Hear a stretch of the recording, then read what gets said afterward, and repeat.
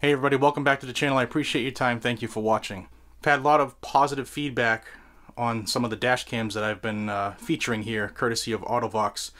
So they sent me this one for everybody to check out, and I think that you might like this as well. This is their Auto-Vox D6 dash cam. It has its own built-in Wi-Fi. It's app-based. You'll see as I go through this, but it rotates 300 degrees so you can shoot outside or inside the vehicle. Has a G-Sensor, loop recording, all the stuff you expect, except this one has some pretty cool features, some gesture features, as well as the Wi-Fi. So let's open it up, see what we have inside, and then we'll install it and check the video. So the first thing we see is the warranty. You get the 1-year warranty on the Auto-Vox equipment. And the user manual, and then here is the dash cam itself. Let's remove the lens cover. Make sure you do that. One time I was doing a review on one of them and forgot it and had to reshoot the entire thing. But this is what it looks like real quick. This is the 3M adhesive. This will secure to your windshield or to whatever else you want to secure it to, but this is made for the windshield. Obviously the camera lens itself, and we'll go over the specs of that shortly. On the side you have the speaker. The back is clear and plain.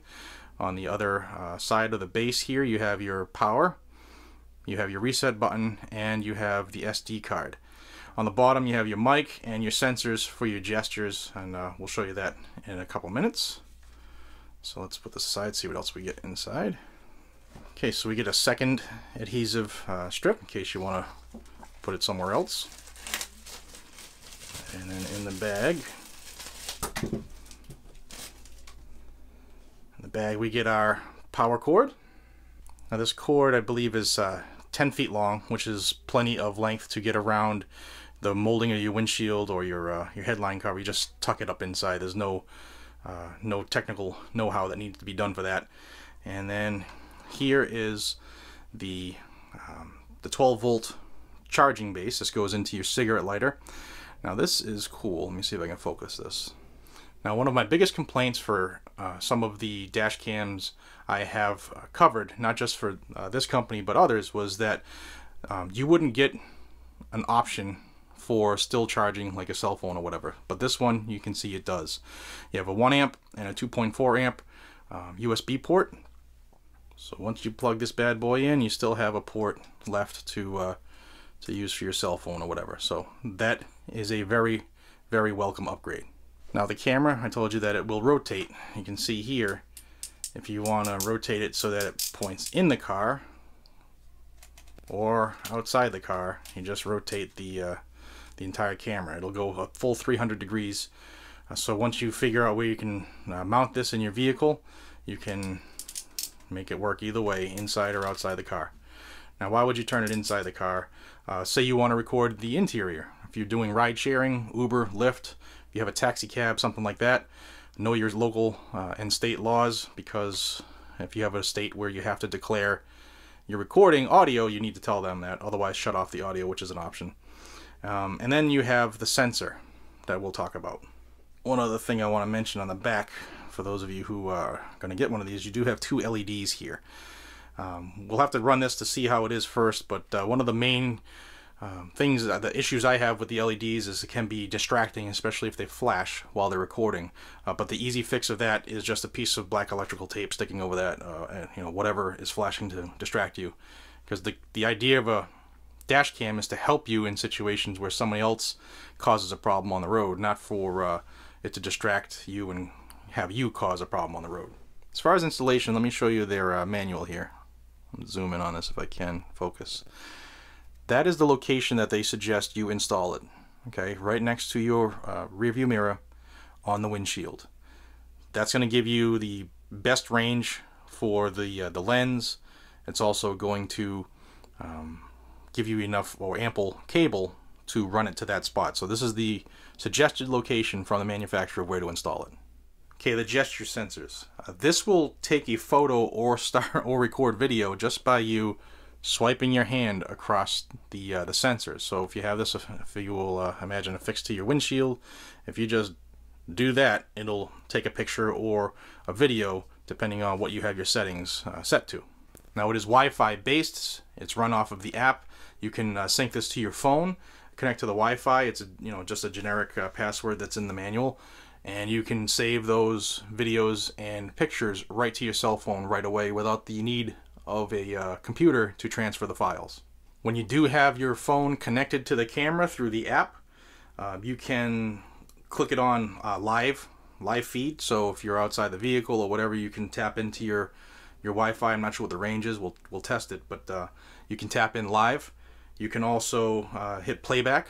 You can watch playback from the video files or the pictures you take right on your cell phone, again without the need of a typical computer, which is required for every other version. It does have the other features that are expected on a dash cam. It has the GSensor,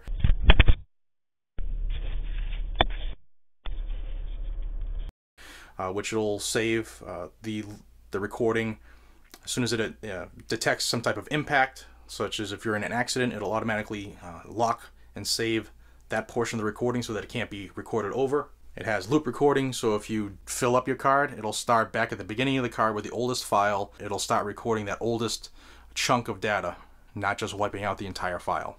Now through the app, they tell me, I haven't downloaded it yet, but they tell me you can socially share the files you take with this camera, pictures or whatever, instantly on your Facebook, your Twitter, etc., just through the app.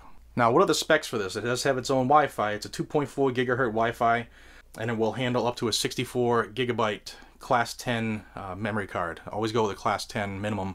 That's for high-speed data. And as far as the video processor on board, it has a 3D denoising and image enhancement, and it's LDC correction as well. So whereas some dash cams have external tactile clicky buttons, and I showed you one recently, the M6 from Auto-Vox, which had a touch screen, this one you can set all your settings right in your app. So it's a clean look, clean build, and all your settings will be done remotely through the app.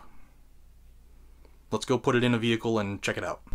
So here's some daytime footage. I just roughly mounted this to the dashboard so that I could see, the different angles. And here it is on the windshield itself, so you can see the difference. You get more of a field of view. The daytime footage is pretty clear compared to this is the nighttime footage. You can see that this camera is not as good as some other ones we've seen on this channel as far as night vision. And for that reason, I don't know if this is going to be the one that most people will choose. It does have some pretty cool features, like the sensor, where you can wave your hand under to take a picture, but I think this is more of a like a fun cam type deal, where you're going to utilize it for that reason, to take the pictures and to share them from the app to social media. All in all, it's a decent product, but if you are going to go with this one, just realize that your night vision, as you can see here, when you're stopped, it's not terrible, but it could be better as well. Links in the description if you would like to purchase one of these. Thank you for Auto-Vox again for sending this to the channel for a review. Until we see each other again, be safe, stay vigilant, carry a weapon. Take care, everybody.